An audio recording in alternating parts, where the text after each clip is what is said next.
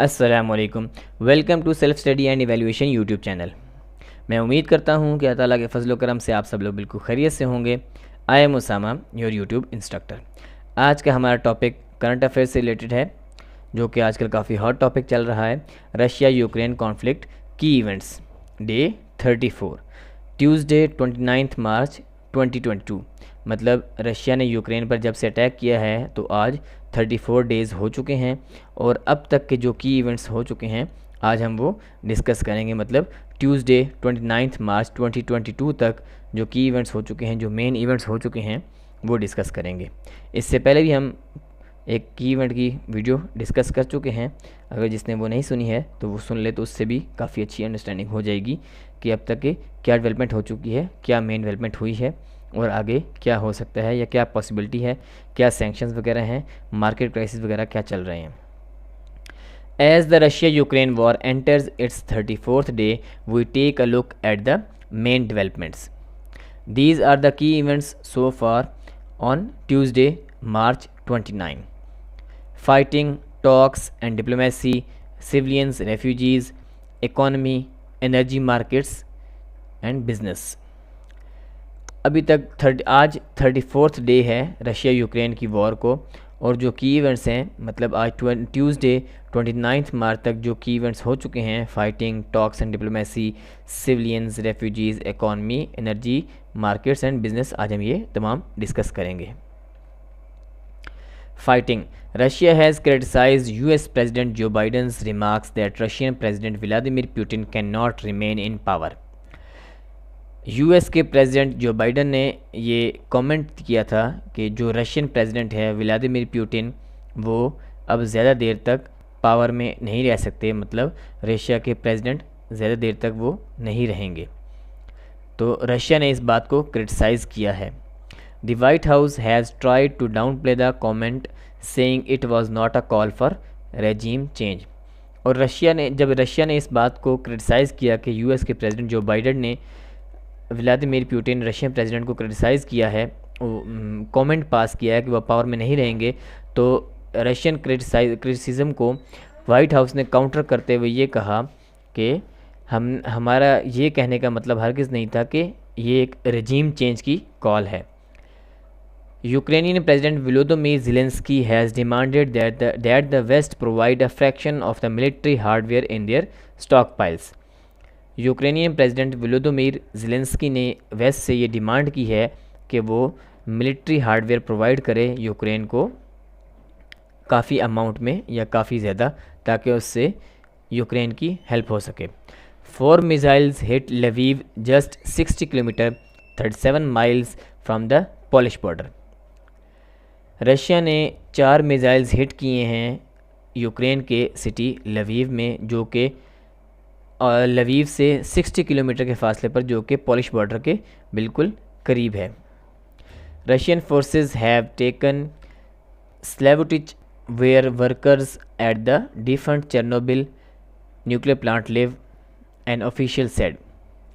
Russian forces ने Slavutych के एरिए पे कब्ज़ा कर, जो कि यूक्रेन का सिटी है, उस पर कब्ज़ा कर लिया है, और वहाँ पे चेर्नोबिल न्यूक्लियर प्लांट में जहाँ पे वर्कर्स रहते थे, जो कि चेर्नोबिल न्यूक्लियर प्लांट के वर्कर्स थे, वो वहीं रहते थे, उस पर कब्ज़ा कर लिया है। और ये बात ऑफिशियली यूक्रेन के ऑफिशियल्स ने कही है।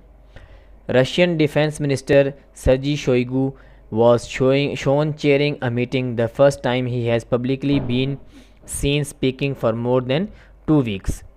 Russian defence minister Sergei Shoigu, जो कि वैसे आम तौर पर मंजर आम पर नहीं आते, इतना मीडिया में आम नहीं आते थे लेकिन आजकल वो काफ़ी सारे मीटिंग्स में नज़र आते हैं, और ये पहला मौका है कि वो इतना ओपनली बात करते नज़र आ रहे हैं पिछले 2 हफ्तों से। Ukrainian troops are launching counter attacks against Russian forces in some areas around the capital Kyiv. और यूक्रेन के जो ट्रूप्स हैं वो काउंटर अटैक कर रहे हैं रशियन फोर्सेज पे, जो कैपिटल कीव, यूक्रेन का जो कैपिटल है कीव, उसके इर्द गिर्द के इलाकों में। Ukrainian soldiers pass a damaged Russian tank in the town of Trostianets, some 400 kilometre 250 miles east of capital Kyiv. Russia ने कैपिटल कीव जो यूक्रेन कैपिटल है उससे ऑलमोस्ट 400 किलोमीटर या 250 माइल्स के एरिया में जो ईस्ट की साइड पर है ट्रोस्टियनेट्स में, वहाँ पर एक टाउन है, उसमें उन्होंने रशिया के एक टैंक को डैमेज किया और उसके पास से ये गुजर रहे हैं। British foreign secretary Liz Truss says UK sanctions against Russia could be lifted if Moscow commits to a full cease fire and withdraws its troops. British foreign secretary Liz Truss ने कहा है कि यूके ने जो sanctions Russia पे लगाई हैं वो तमाम के तमाम लिफ्ट ऑफ कर दी जाएंगी, ख़त्म कर दी जाएंगी, रिमूव कर दी जाएंगी मॉस्को से, अगर मॉस्को या रशिया जो है वो फुल सीज़ फायर का ऐलान करे और अपने ट्रूप्स को विड्रॉ करे यूक्रेन से या वहाँ यूक्रेन से बाहर निकाले।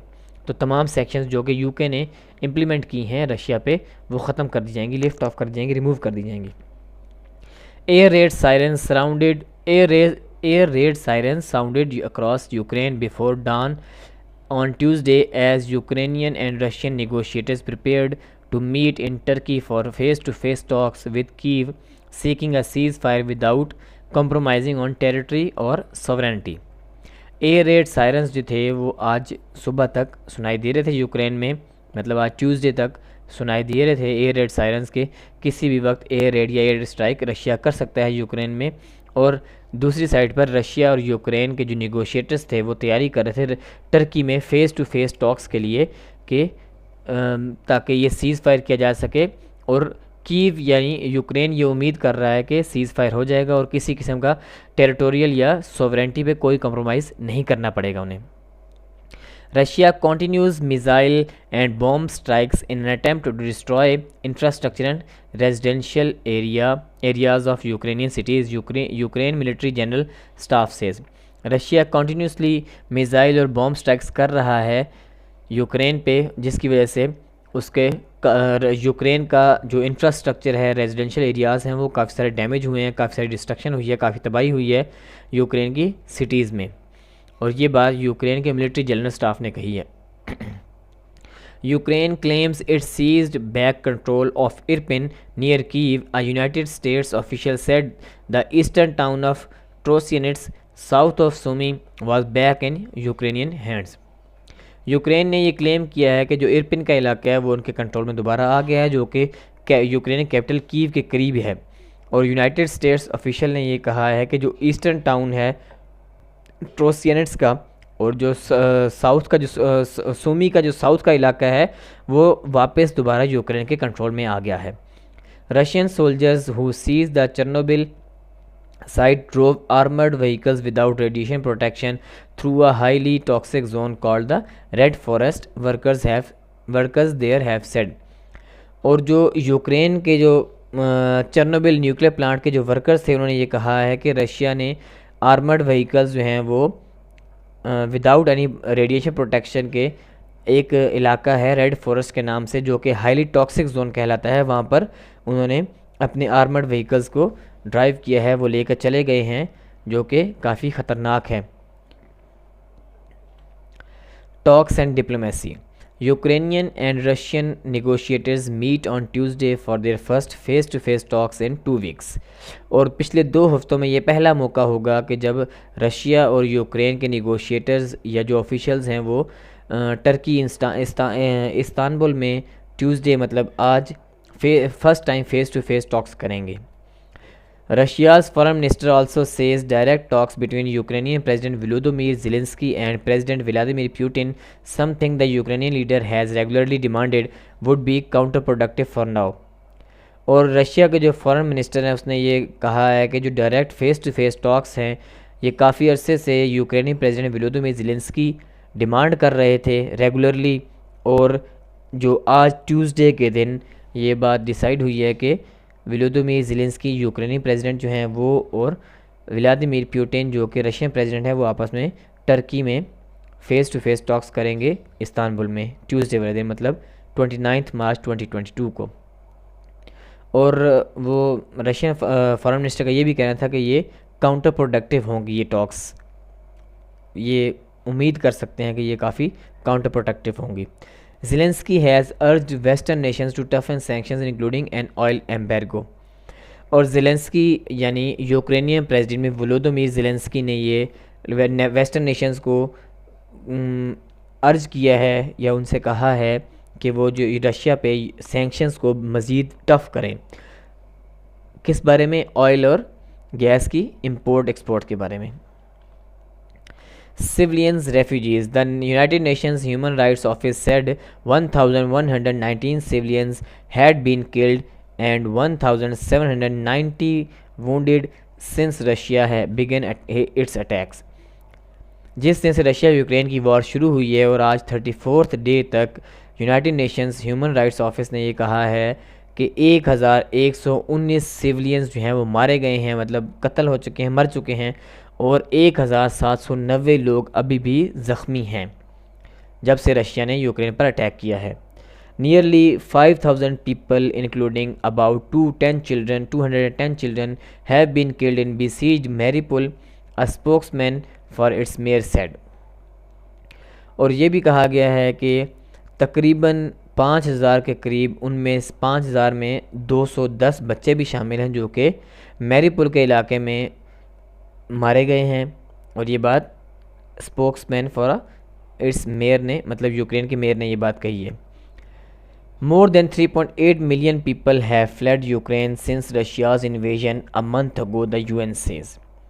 और ऑलमोस्ट 3.8 मिलियन या 3.8 मिलियन से ज़्यादा लोग जो हैं वो यूक्रेन से मूव कर चुके हैं। यही बात UN ने कही है। डिफरेंट कंट्रीज़ मूव कर चुके हैं जब से रशिया ने यूक्रेन पर अटैक किया है। मतलब आज 34th डे तक 3.8 मिलियन पीपल जो हैं वो यूक्रेन से जा चुके हैं या यूक्रेन से निकल चुके हैं। ये बात UN ने कही है, यूनाइटेड नेशंस ने कही है। Around 90% of them are women and children. The UN estimates that another 6.5 million people are internally displaced. और ये बात भी UN ने कही है कि जो 3.8 मिलियन पीपल हैं उनमें 90% जो है वो वुमेन और चिल्ड्रन हैं। और साथ में ये भी एस्टिमेट लगाया है UN ने, यूनाइटेड नेशंस ने, कि 6.5 मिलियन पीपल जो हैं वो और ऐसे हैं जो कि यूक्रेन के अंदर ही कहीं ना कहीं उनको एडजस्ट किया गया है, मतलब डिफरेंट इलाकों में उनको भेजा गया है, सेफ़ जोन्स में। सेफ़ जो इलाके हैं वहाँ पर जहाँ पे अभी अटैक्स वगैरह रशिया के नहीं हो रहे या जो थोड़े से सेफ़ हैं वहाँ पर उनको शिफ्ट किया गया है 6.5 मिलियन पीपल को। Ukraine asked the Red Cross not to open a planned office in Russia's Rostov on Don, saying it would legitimize Moscow's humanitarian corridors and the abduction and forced deportation of Ukrainians. और Ukraine ने ये भी कहा है red cross से कि वो अपना प्लान्ड ऑफिस रशिया के सिटी रोस्टोव-ऑन-डॉन में ना ओपन करें, मतलब वहाँ पर अभी वो ऑफिस अपना ओपन ना करें। रेड क्रॉस को ये बात कही गई है।